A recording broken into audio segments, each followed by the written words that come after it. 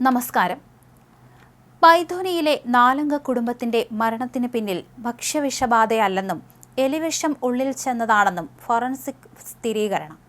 മരിച്ചവരുടെ ശരീരത്തിലും അവർ കഴിച്ച തണ്ണിമത്തന്റെ അവശിഷ്ടങ്ങളിലും എലിവിഷത്തിൽ ഉപയോഗിക്കുന്ന സിങ്ക് ഫോസ്ഫൈറ്റ് എന്ന മാരക വിഷാംശത്തിന്റെ സാന്നിധ്യം കണ്ടെത്തി. പോസ്റ്റ്മോർട്ടം റിപ്പോർട്ടിൽ ആന്തരിക അവയവങ്ങൾക്ക് പച്ചനിറം ബാധിച്ചതായി കണ്ടെത്തിയതോടെയാണ് കേസിൽ നിർണായകമായ വഴിത്തിരിവുണ്ടായത്. അബ്ദുള്ള ഡൊഖാഡിയ, ഭാര്യ നസ്രിൻ, മക്കളായ സൈനബ്, ആയിഷ എന്നിവരാണ് മരിച്ചത്. കഴിഞ്ഞ മാസം ബന്ധുക്കൾക്കായി വീട്ടിൽ ഒരുക്കിയ വിരുന്നിൽ ഇവർ മട്ടൻ പുലാവ് വിളമ്പിയിരുന്നു. ബന്ധുക്കൾ മടങ്ങിയ ശേഷം പുലർച്ചെ 1 മണിയോടെയാണ് കുടുംബം തണ്ണിമത്തൻ കഴിച്ചത്. 5 മണിയോടെ 4 പേർക്കും കഠിനമായ ഛർദിയും വയറിളക്കവും അനുഭവപ്പെടുകയായിരുന്നു.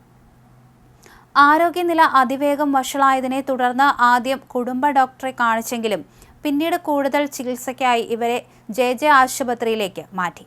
ചികിത്സയ്ക്കിടെ രാവിലെ 10:15ഓടെ ഇളയ മകൾ മരണപ്പെട്ടു. അന്ന് രാത്രി 10:30ഓടെ ഭർത്താവ് മരിച്ചു.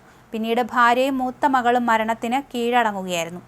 തലച്ചോറ്, ഹൃദയം, കുടൽ എന്നിവയുൾപ്പെടെയുള്ള ആന്തരിക അവയവങ്ങൾ പച്ചനിറമായത് വിഷബാധയുടെ വ്യക്തമായ സൂചനയാണെന്ന് ഡോക്ടർമാർ നേരത്തെ വിലയിരുത്തിയിരുന്നു.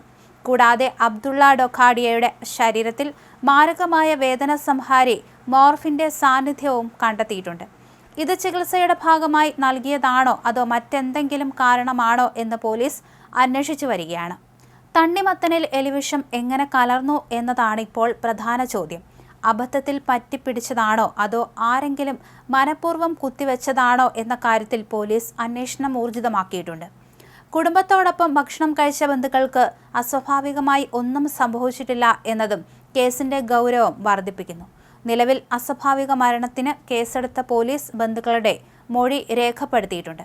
ഈ ബന്ധുക്കൾ വീട്ടിൽ വന്നുപോയ ശേഷമായിരുന്നു ഇത്തരത്തിൽ അവർ തണ്ണിമത്തൻ എടുത്ത് കഴിച്ചതും പെട്ടെന്ന് തന്നെ അസ്വസ്ഥതകൾ ഉണ്ടായതും.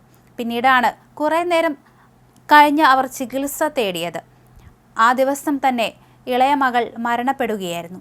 എന്തായാലും ഇവർ തന്നെ ആത്മഹത്യയ്ക്ക് ശ്രമിച്ചതാണോ, അതിനുള്ള കാരണം എന്താണ് എന്നൊക്കെ കുടുംബാംഗങ്ങളുടെ മൊഴിയെടുത്ത ശേഷം മാത്രമേ വ്യക്തമാകൂ. വീട്ടിൽ വന്നുപോയ ബന്ധുക്കളുടെ മൊഴിയും രേഖപ്പെടുത്തേണ്ടതുണ്ട്. എന്തായാലും കൂടുതൽ അന്വേഷണം നടത്തി വരികയാണെന്ന് പോലീസ് അറിയിക്കുകയും ചെയ്തു. തണ്ണിമത്തൻ കഴിച്ചതാണ് ഈ ഒരു മരണത്തിന് കാരണമെന്ന നിലയിൽ വലിയ രീതിയിലുള്ള പ്രചരണങ്ങളായിരുന്നു ഉണ്ടായിരുന്നത്. എന്നാൽ തണ്ണിമത്തനിൽ ആരെങ്കിലും എലിവിഷം ചേർത്തതാണോ അതോ കടയിൽ നിന്ന് കൊണ്ടുവന്നപ്പോൾ തന്നെ അതിൽ എലിവിഷം ഉണ്ടായിരുന്നോ എന്ന കാര്യത്തിലൊക്കെ ഇനി വ്യക്തത വേണ്ടിവരും.